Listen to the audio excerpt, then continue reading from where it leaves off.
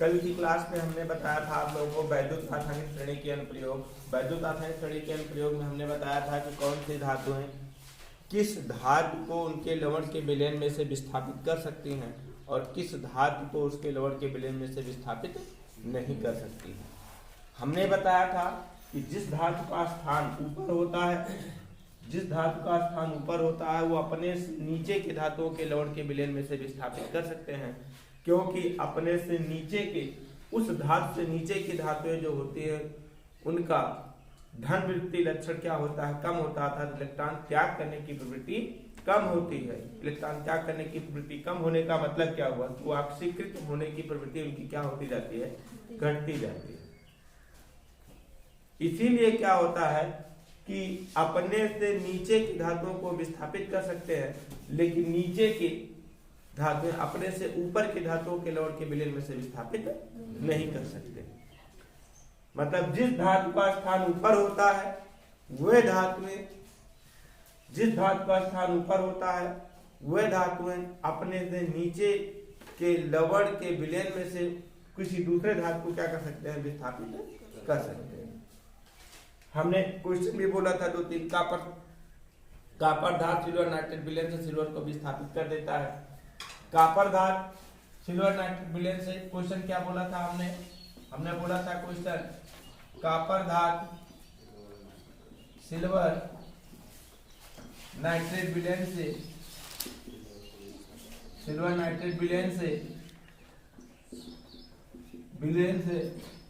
को विस्थापित कर देता है। क्यों सिल्वर को विस्थापित कर देता है, क्यों, ये क्वेश्चन बोला गया था। मतलब इसका क्या हुआ, कापर सिल्वर नाइट्रेट विलयन से सिल्वर को विस्थापित कर देता है। सिल्वर नाइट्रेट देखिए, कापर सिल्वर नाइट्रेट AgNO3 होता है, यहाँ से सिल्वर को विस्थापित कर देता है तो कब क्या बन जाता है, कापर नाइट्रेट CuNO3 और प्लस क्या निकल जाता है आपका सिल्वर। ऐसा क्यों होता है, क्यों ऐसा होता है, क्योंकि कापर का स्थान सिल्वर से कहाँ है, ऊपर है। सिल्वर से ऊपर होने के कारण इसका धन वृत्ति लक्षण, अर्थात कह सकते हैं इसकी सक्रियता, कापर की सक्रियता सिल्वर से क्या है, अधिक है। कापर की सक्रियता सिल्वर से अधिक है, मतलब इसका धन वृत्ति लक्षण अधिक है, मतलब सक्रियता अधिक होने के कारण यही कह सकते हैं कि कापर की अपेक्षा सिल्वर की सक्रियता कम है। इसलिए कापर सिल्वर नाइट्रेट विलयन से सिल्वर को क्या करता है, विस्थापित कर देता है। इस तरीके से 2-3 क्वेश्चन हमने बोला था। अगला क्वेश्चन हमने क्या बोला था आप लोगों को, अगला क्वेश्चन हमने यही बोला था, लोहा कापर सल्फेट विलयन से कापर को विस्थापित कर देता है। लोहा कापर सल्फेट विलयन को लोहा क्या करता है, कापर सल्फेट विलयन से कापर को विस्थापित कर देता है। लोहा बोले तो आयरन या CuSO4 से Cu को विस्थापित कर देता है। यहाँ से बना लेगा आपका FeSO4 प्लस Cu बना लेगा। बट हमने बताया था और कैसी में कि सिल्वर कापर सल्फेट विलयन से कापर को विस्थापित नहीं कर सकता। मतलब सिल्वर कापर सल्फेट विलयन से कापर को विस्थापित नहीं कर सकता। क्यों, क्योंकि हम देखेंगे कि आयरन का स्थान अर्थात लोहे का स्थान, आयरन का स्थान कापर से ऊपर है। आयरन कहाँ यहाँ है और कापर यहाँ है। आयरन का स्थान कापर से ऊपर है, आयरन का स्थान कापर से ऊपर है, अतः ये अधिक सक्रिय है। क्यों सक्रिय है, क्योंकि इसका धन वृत्ति लक्षण अधिक होता है और इसका मानक इलेक्ट्रॉन विभव कम होता है। मानक इलेक्ट्रॉन विभव इसका कम है, इसलिए कापर से अधिक सक्रिय है। कापर से अधिक सक्रिय होने के कारण आयरन कापर सल्फेट विलयन से कापर को विस्थापित कर देता है। जबकि सिल्वर को देखेंगे, सिल्वर कहाँ है, कापर से नीचे है। सिल्वर कापर से नीचे है और सिल्वर का मानक इलेक्ट्रॉन विभव कापर से अधिक है, अर्थात ये कापर से कम सक्रिय है। सिल्वर कॉपर से कम सक्रिय है, और सिल्वर कॉपर से कम सक्रिय होने के कारण सिल्वर कॉपर सल्फेट विलयन से कॉपर को विस्थापित नहीं कर सकता। समझ पा रहे हैं ना? ये सारे क्वेश्चन हमने बताया था, बोला था, ये सारे क्वेश्चन आप हमें उम्मीद है सारे क्वेश्चन आप लोग कर लिए होंगे। आज हम बताएंगे आप लोगों को धातुओं द्वारा अम्लों में से हाइड्रोजन का विस्थापन। इसके अनुप्रयोग में अगला अनुप्रयोग लिखिए आप लोग, धातुओं द्वारा अम्लों में से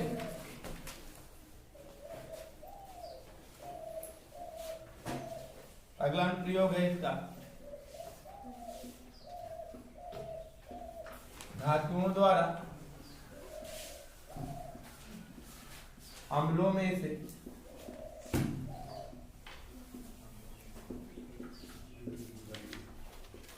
हाइड्रोजन का विस्थापन।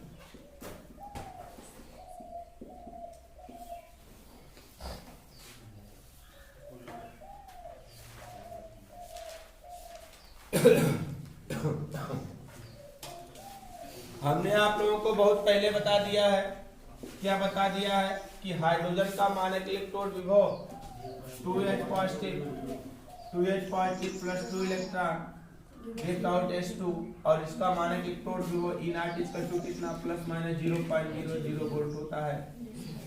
बताया है ना? अब हाइड्रोजन से ऊपर के जितने भी धातुएं हैं, हाइड्रोजन से ऊपर की जितनी भी धातुएं हैं उनका मानक इलेक्ट्रॉन विभव ऋणात्मक में होगा अर्थात कम है, और हाइड्रोजन से नीचे की जितनी धातुएं हैं उनका मानक इलेक्ट्रॉन विभव धनात्मक में होता है अर्थात अधिक है।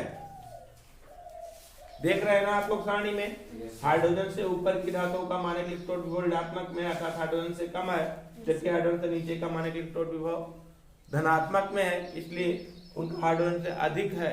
और हमने बताया है कि जिस धातु का मानक इलेक्ट्रॉन विभव किसी भी तत्व या किसी भी धातु से कम होता है वह धातु उससे अधिक सक्रिय होती है।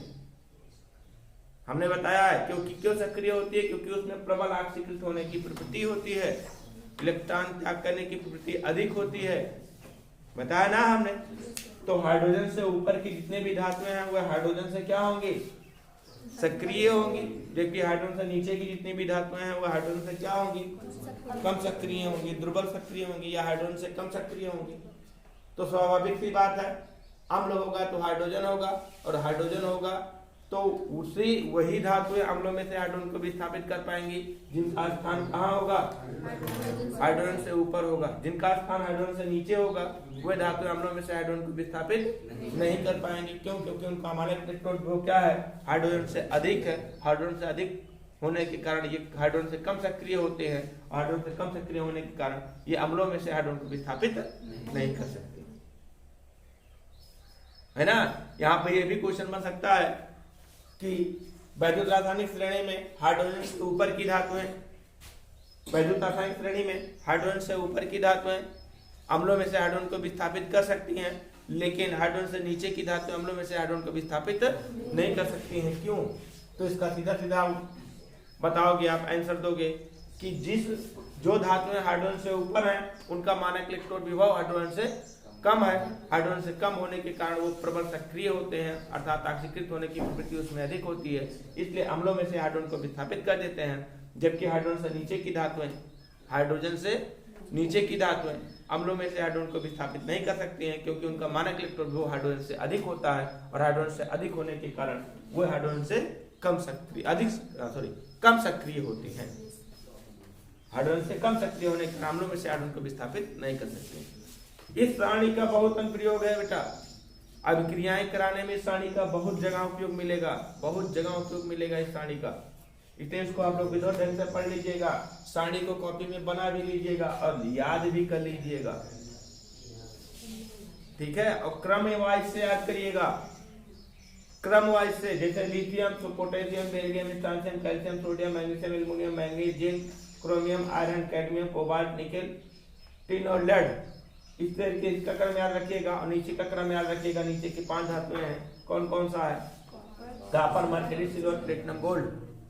Copper, mercury, silver, platinum, gold, ये अक्रिय धातुएं कहलाती हैं, क्योंकि इनका मानक इलेक्ट्रॉन विभव क्या होता है? अधिक होता है और कम सक्रिय होती हैं। और ये धातुएं नीचे की ये धातुएं प्रकृति में मुक्त अवस्था में भी पाई जाती हैं। गोल्ड एकदम मुक्त अवस्था में पाया जाता है, प्लेटिनम भी, सिल्वर भी, ये सभी प्रकृति में कैसी अवस्था में पाई जाती हैं? मुक्त अवस्था में पाई जाती हैं। क्यों मुक्त अवस्था में पाई जाती हैं? क्योंकि बहुत कम सक्रिय होती हैं। इसीलिए आभूषण जो बनाए जाते हैं गोल्ड के ही बनाए जाते हैं। क्यों? क्योंकि आभूषण गोल्ड के इसलिए बनाए जाते हैं क्योंकि वो मानक इलेक्ट्रॉन विभव उनका बहुत अधिक होता है। बहुत अधिक होने के कारण आसानी से किसी के साथ अक्रिया नहीं करते हैं। निष्क्रिय धातुएं होती हैं, आसानी से किसी के साथ अक्रिया नहीं करेंगी तो उसकी चमक बराबर बरकरार रहेगी। बट अगर लोहे का अगर हम आभूषण बनाए, लोहे का आभूषण बनाए तो पता लगा कि उसका मानक इलेक्ट्रॉन विभव बहुत कम है और एयर आया और वाटर आया और एयर वाटर मिल करके किसका फॉर्मेशन कर लेंगे? वो रिएक्शन करके जंग का निर्माण कर लेंगे तो उसकी चमक क्या हो जाएगी? गायब हो जाएगी। समझ पा रहे हैं ना? इसीलिए जो आभूषण बनाए जाते हैं सिल्वर और गोल्ड के ही बनाए जाते हैं। सिल्वर और गोल्ड के बनाए जाते हैं। प्लेटिनम बहुत रेयर केस में मिलता है, इसलिए प्लेटिनम का कोई मतलब ही नहीं, लेकिन आभूषण सिल्वर और गोल्ड के बनाए जाते हैं इसलिए क्योंकि उनकी चमक बहुत दिनों तक बरकरार रहे, क्योंकि उनका मानक इलेक्ट्रॉन क्या होता है? अधिक होता है। वो किसी के साथ आसानी से क्रिया नहीं करते, ना ऑक्सीकृत होते हैं, ऑक्सीकृत भी आसानी से नहीं होते हैं, इसलिए उनकी चमक बरकरार रहती है। तो चलिए अब हमने बताया कि हाइड्रोजन से ऊपर की धातुएं अम्लों में से आयरन को विस्थापित कर देंगी, लेकिन नीचे की धातुएं अम्लों में से आयरन को विस्थापित नहीं कर सकते हैं। तो लिखिए हाइड्रोजन का मानक इलेक्ट्रॉन विभव, हाइड्रोजन का मानक इलेक्ट्रॉन विभव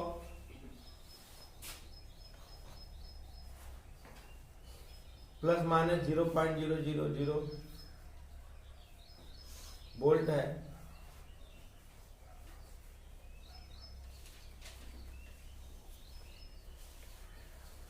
जो धातुएं हाइड्रोजन से ऊपर हैं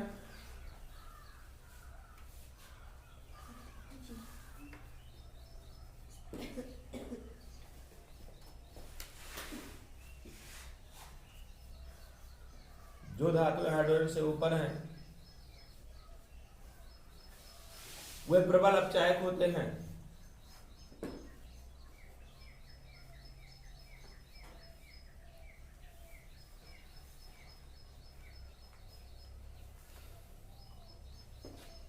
प्रबल अपचायक होते हैं और उनका मानक इलेक्ट्रॉन विभव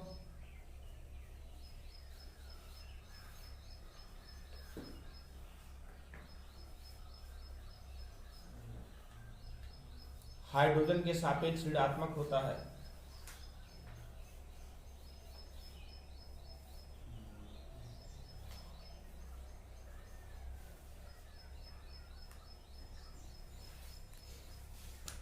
आता हुआ अम्लों में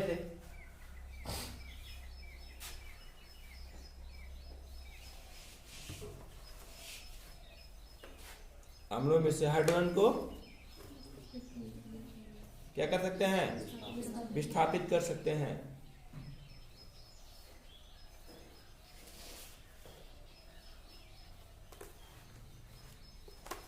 किंतु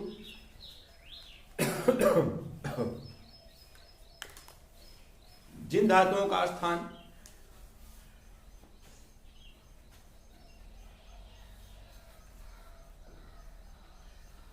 वैद्युत रासायनिक श्रेणी में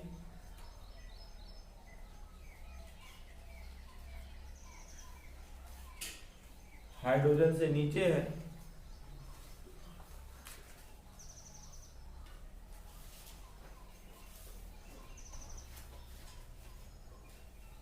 उनका मानक इलेक्ट्रॉन विभव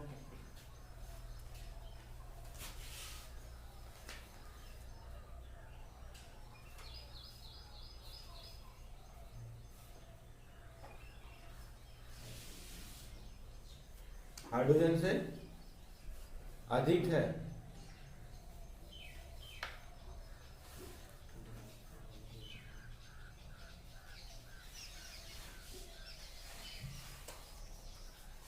अतः वह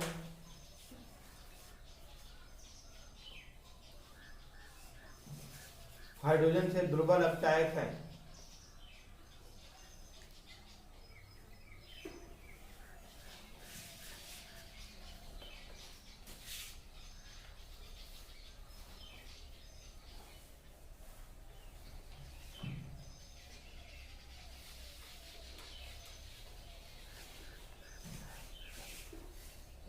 जिससे वह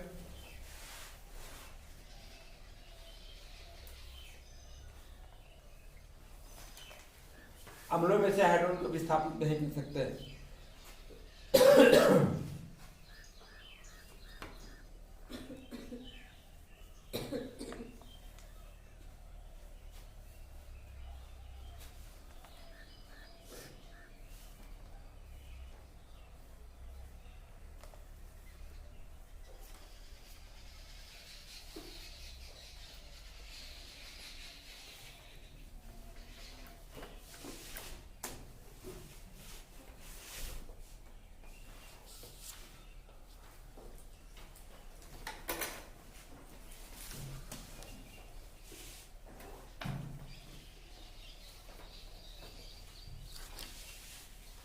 क्वेश्चन देखिए,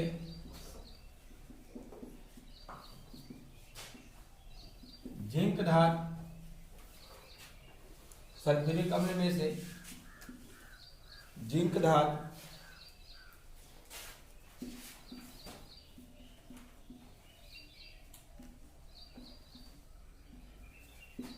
सल्फ्यूरिक अम्ल में से हाइड्रोजन को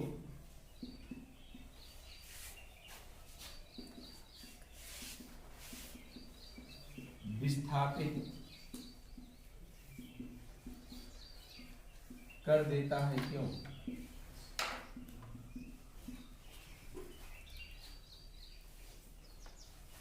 जिंक धातु अम्लों में से सल्फ्यूरिक अम्ल में से हाइड्रोजन को विस्थापित कर देता है, क्यों? मतलब रिएक्शन क्या होगी यहाँ पर, Zn प्लस CSO4 विस्थापन क्रिया होगी, ZnSO4 बनेगा और प्लस क्या बनेगा आपका H2, मतलब जिंक सल्फेट और हाइड्रोजन निकल जाएगा।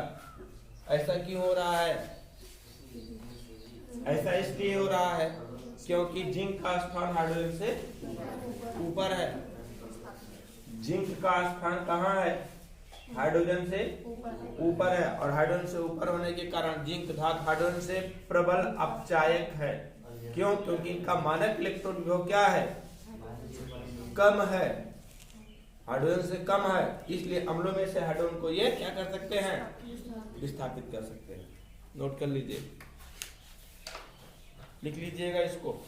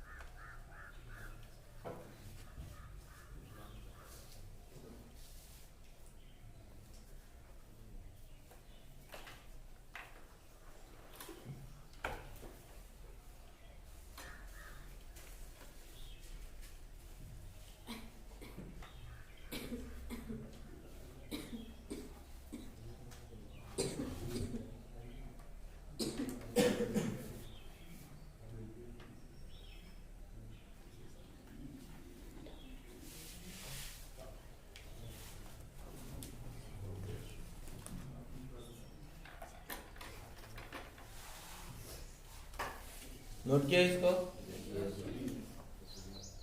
अगला लिखिए, अगला देखिए, धातुओं द्वारा जल से हाइड्रोजन का विस्थापन। धातुओं द्वारा जल से हाइड्रोजन का विस्थापन।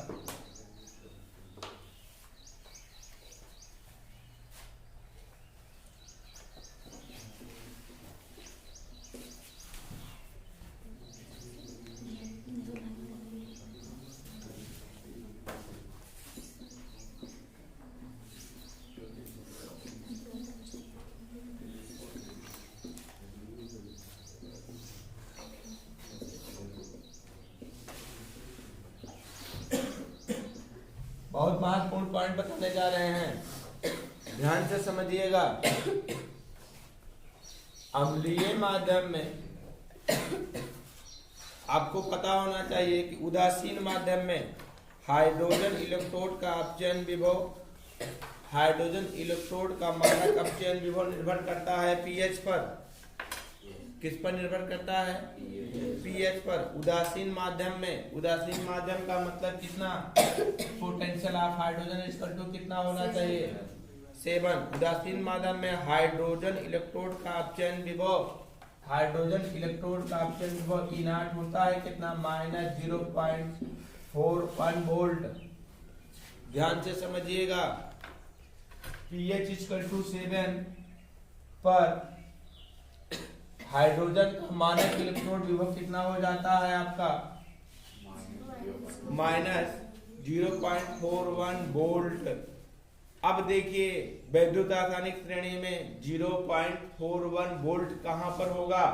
लगभग कहां पर होगा आपका? ये आयरन के आसपास होगा, क्योंकि आयरन का है कितना? 0.1, 0.44 -0.44 है कि जब इसका उदासीन माध्यम में हाइड्रोजन का मानक इलेक्ट्रोड विभव इतना होता है, इसका मतलब क्या हुआ कि जहां पर हम उदासीनता 0.00 पर देख रहे थे, अब यहां पर देखेंगे pH इक्वल टू 7 पर, तो आयरन के ऊपर की जितनी भी धातुएं होंगी, आयरन के ऊपर की जितनी भी धातुएं होंगी वही जल में से हाइड्रोजन का विस्थापन कर पाएंगे। जल में से हाइड्रोजन का विस्थापन वही कर पाएंगे, क्योंकि उदासीन माध्यम में हाइड्रोजन का मानक इलेक्ट्रोड विभव कितना हो जाता है?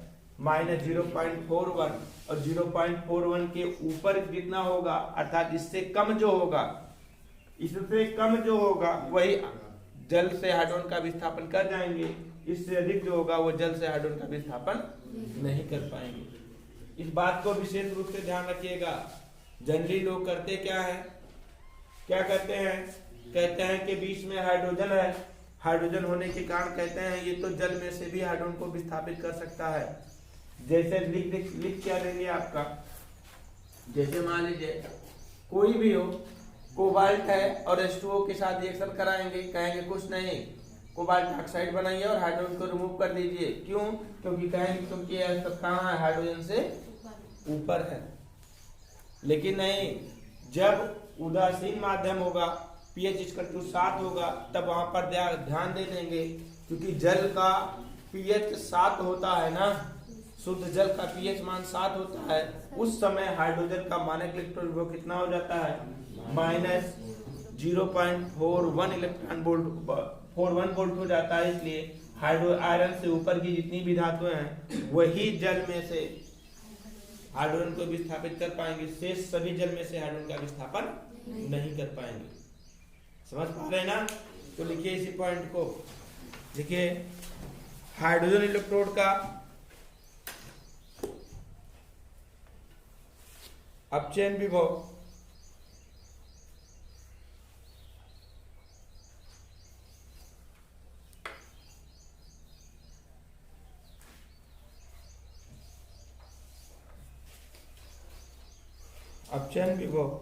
pH पर निर्भर करता है।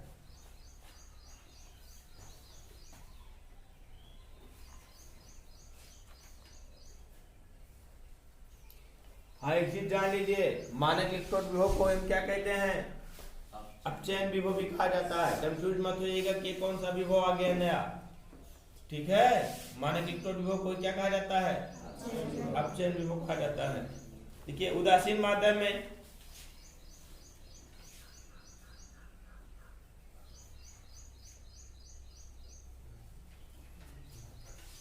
हाइड्रोजन इलेक्ट्रोड का अपचयन विभव E0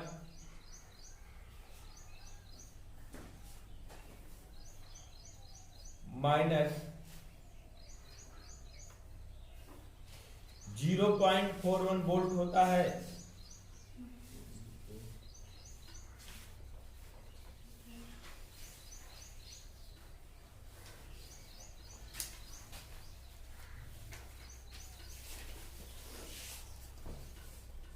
अतः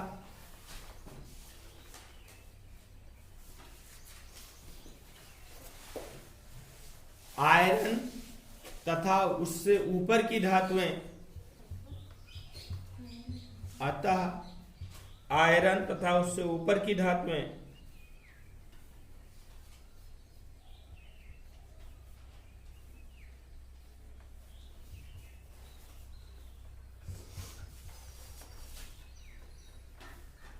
जल में से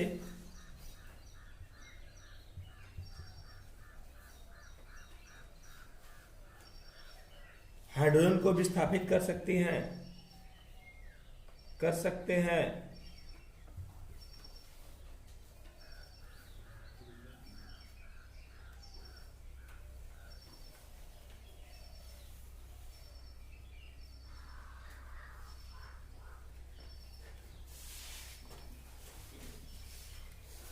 क्षार धातु और क्षारीय मृदा धातु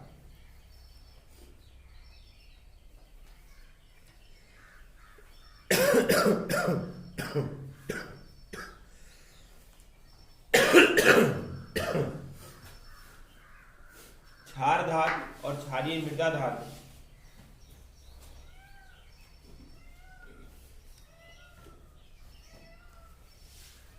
जल के साथ साधारण ताप पर क्रिया करके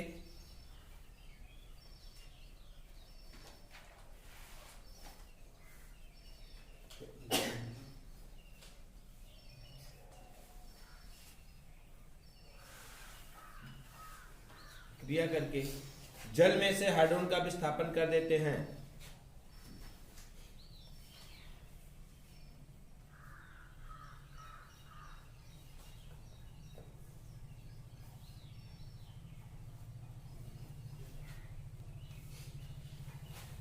क्षार धातु बोले तो सोडियम होता है ना,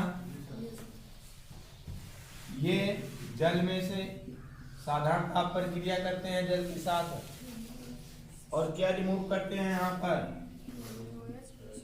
2NaOH, और प्लस क्या बना लेगा आपका H2। क्या बनाएगा H2, नहीं सिर्फ H2 निकलेगा। हाइड्रोजन देख लिए 2 दूनी 4, 2 2 4, ये क्षार धातु हुआ। इसी तरीके से क्षारीय मृदा धातु कैल्शियम की बात करते हैं 2H2O, तो यहाँ से निकल क्या जाएगा आपका CaOH का होल टाइप और प्लस क्या H2, है ना। क्षार धातु क्षारीय मृदा धातु हुआ। बट यहाँ पर अगर हम आयरन की बात करते हैं, Fe की बात करते हैं, देखिए यही है आपका Fe और इसका मानक इलेक्ट्रॉन ग्रुप कितना है -0.44 वोल्ट, जबकि उदासीन माध्यम में हाइड्रोजन का मानक इलेक्ट्रॉन ग्रुप कितना है। एक्चुअल में आयरन भी क्या है, अधिक है। आयरन का भी क्या है मानक इलेक्ट्रॉन विभव उदासीन माध्यम में हाइड्रोजन इलेक्ट्रॉन विभव से क्या है अधिक है। इसलिए आयरन को भी जल में से हाइड्रोजन को विस्थापित नहीं करना चाहिए, लेकिन करता है। क्यों कर देता है, क्योंकि जलवाष्प के साथ क्रिया होगी तो करेगा, साधारण ताप पर क्रिया होगी तो नहीं करेगा। साधारण ताप पर क्रिया होगी तो नहीं करेगा, लेकिन जलवाष्प के साथ क्रिया होगी तो आसानी से विस्थापित कर देगा, और जलवाष्प साथ क्रिया होगी तो आसानी से विस्थापित कर देता है। इसलिए कहा जाता है कि आयरन भी अम्लों में से, आयरन भी जल में से हाइड्रोजन का विस्थापित कर सकता है। आयरन भी जल में से हाइड्रोजन का विस्थापित कर सकता है, किंतु जल ना होकर के क्या होना चाहिए, जलवाष्प होना चाहिए। मतलब क्या बनेगा यहाँ पर 4H2, यहाँ पर लिख लोगे क्या जलवाष्प, वेपर होना चाहिए, यहाँ पर जलवाष्प होना चाहिए। और जलवाष्प होगा तो यहाँ पर गर्म भी करेंगे तो बन जाएगा क्या आपका Fe2 Fe3O4, 3 रहेगा यहाँ पर, बनेगा फेरिक ऑक्साइड Fe3O4 और प्लस क्या निकल जाएगा आपका यहाँ पर 4H2। क्या बनेगा आपका 4H2, है ना। समझ पा रहे हैं कि नहीं। इन दोनों रिएक्शन को लिखिए।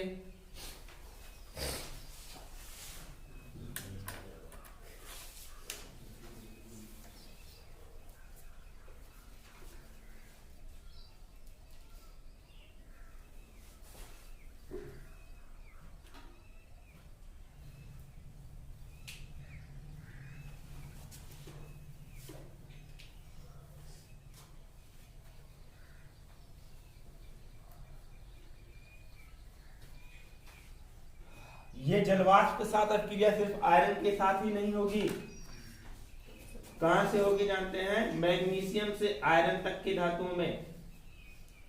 कहां तक? मैग्नीशियम से आयरन तक के धातुओं में। तो लिखिए, स्टार लगाइए, लिखिए मैग्नीशियम से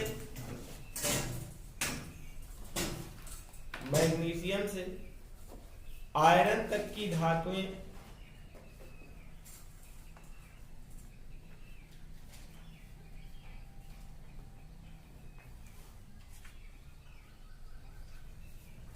मैग्नीशियम से आयरन तक की धातुएं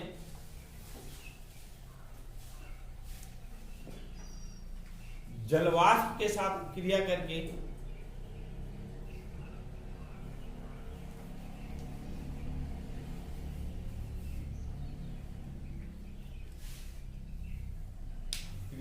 जल में से हाइड्रोजन का विस्थापन करते हैं।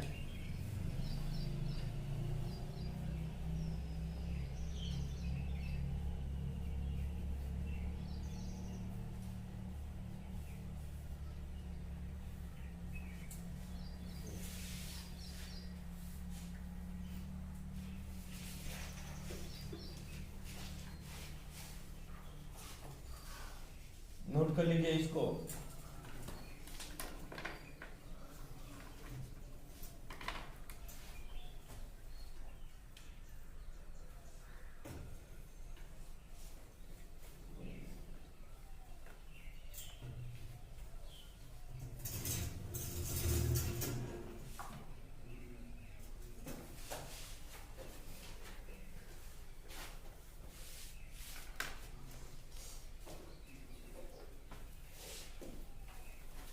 लिखे, यह बीच में देखेंगे एक धातु एल्यूमिनियम है, एल्यूमिनियम एक धातु है। एल्यूमिनियम का मानक इलेक्ट्रॉन विभव बहुत अधिक ऋणात्मक में भी है, देख लो चाहे -1.66, मतलब ये सक्रिय होना चाहिए। जिसका मानक इलेक्ट्रॉन विभव ऋणात्मक में होता है वो क्या होता है? सक्रिय होता है। मतलब ये क्या होना चाहिए? सक्रिय होना चाहिए, है ना? और सक्रिय होना चाहिए क्यों? क्योंकि इसका मानक इलेक्ट्रॉन विभव क्या है? बहुत अधिक ऋणात्मक में है, लेकिन ये सक्रिय नहीं हो पाता है। क्यों नहीं सक्रिय होता? और ना ही जल में से हाइड्रोजन का विस्थापन कर पाता है। क्यों ऐसा होता है? क्योंकि इसके पृष्ठ पर, मान लीजिए एल्युमिनियम है, तो एल्युमिनियम के पृष्ठ पर ऑक्सीजन के साथ क्रिया हो जाती है और ऑक्साइड की, एल्युमिनियम ऑक्साइड की पतली चीमड़ परत जम जाती है, जो कि इसके भीतर की धातुओं को क्या करने लगती है? रक्षा करने लगती है। मतलब कि जो एल्युमिनियम ऑक्साइड की पतली चीमड़ परत जमती है वो निष्क्रिय होती है, किसी के साथ आसानी से अभिक्रिया नहीं करती है। इसलिए एल्युमिनियम भी किसी के साथ आसानी से अभिक्रिया नहीं करता है। अगर जैसे उस परत को हम खुरच करके, स्क्रैच करके हटा देते हैं, तुरंत वायुमंडल की ऑक्सीजन के साथ पुनः नई परत का निर्माण कर लेगा, एल्युमिनियम ऑक्साइड की परत बन जाएगी, तुरंत बना लेगी वो। समझ पा रहे हैं ना? एल्युमिनियम ऑक्साइड की तुरंत पतली परत बन जाएगी, तुरंत पतली परत का निर्माण कर लेगा वो।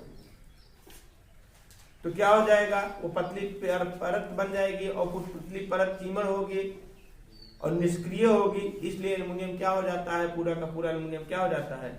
निष्क्रिय हो जाता है। क्वेश्चन बनता है कि एल्युमिनियम का मानक इलेक्ट्रॉन विभव बहुत अधिक ऋणात्मक में होते हुए भी एल्युमिनियम किसी के साथ आसानी से अभिक्रिया नहीं करता, या ये कह सकते हैं कि एल्युमिनियम जल में से हाइड्रोजन का विस्थापन नहीं करता। क्यों? क्योंकि लिखोगे, क्योंकि एल्युमिनियम का मानक इलेक्ट्रॉन विभव अर्थात मानक अपचयन विभव बहुत अधिक ऋणात्मक में होने के कारण बहुत अधिक सक्रिय होती है, और बहुत अधिक सक्रिय होने के कारण ये तुरंत ही ऑक्सीजन के संपर्क में आकर के उसके पृष्ठ पर ऑक्साइड की एक पतली परत जम जाएगी। ऑक्साइड की एक पतली परत जम जाती है और ऑक्साइड की पतली परत जमने के कारण वो निष्क्रिय हो जाती है, पतली चीमड़ परत जम जाती है, और पतली चीमड़ परत जम जाने के कारण निष्क्रिय हो जाती है, और निष्क्रियता के कारण किसी के साथ आसानी से अभिक्रिया नहीं कर सकता है, और ना ही जल में से हाइड्रोजन का विस्थापन कर सकता है। समझ गए ना? तो लिखिए, स्टार लगाइए, स्टार लगाइए। एल्युमिनियम का मानक अपचयन विभव, एल्युमिनियम का मानक अपचयन विभव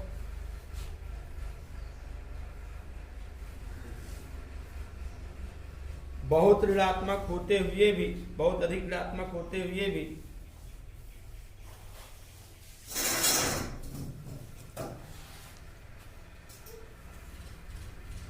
एल्युमिनियम अधिक सक्रिय धातु नहीं है।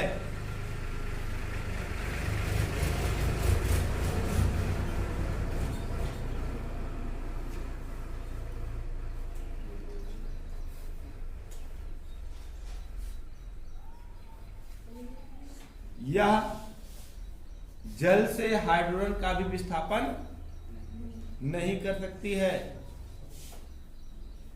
यह जल से हाइड्रोजन का भी विस्थापन नहीं करता है।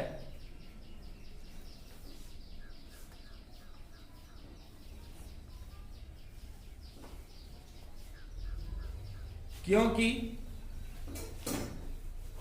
एल्युमिनियम के पृष्ठ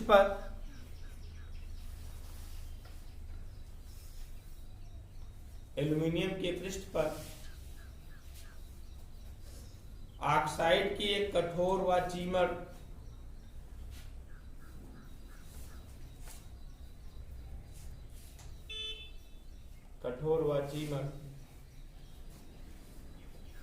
पतली फिल्म बन जाती है।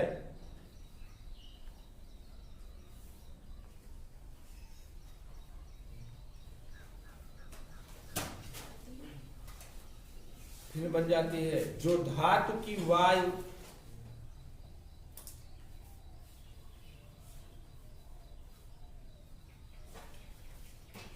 जल व अन्य रासायनिक अभिकर्मकों के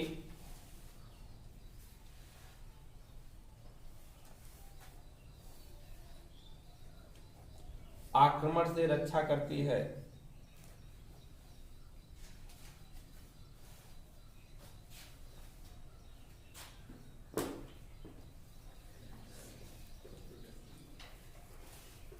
कल पढ़ाएंगे धातुओं की अपचायक क्षमता, कल पढ़ाएंगे धातुओं की अपचायक क्षमता।